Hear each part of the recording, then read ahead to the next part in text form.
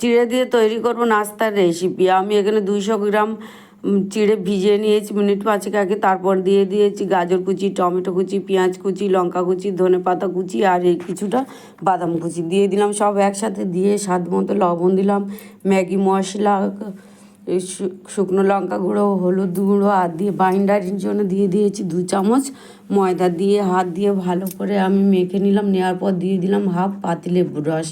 আবার ওটাকেও দিয়ে বেশ ভালো করে আমি মাখিয়ে নিলাম। নিয়ে হাতের সাহায্যে গোল গোল শেপ দিয়ে নিলাম। পরপর কয়েকখানা আমি তৈরি করে নিলাম। নেওয়ার পরেই এদিকে আমি একটা ম্যাগি হাফ গুঁড়ো করে নেব। তারপরে আমি 2 চামচ ময়দা দিয়ে একটা ঘোল তৈরি করে নিচ্ছি। ওদিকে কড়াইতে তেল বসিয়েছি। বসানোর পর ওই ঘোলের মধ্যে কাটলেটগুলো দিয়ে আবার ম্যাগির সঙ্গে কোট করে নিয়ে সব তেলের মধ্যে দিয়ে দিলাম এক এক করে। দিয়ে লাল লাল করে ভেজে তুলে নিলাম। নেওয়ার পরে ওর সঙ্গে আমি স্যালাড দিয়ে পরিবেশন করলাম।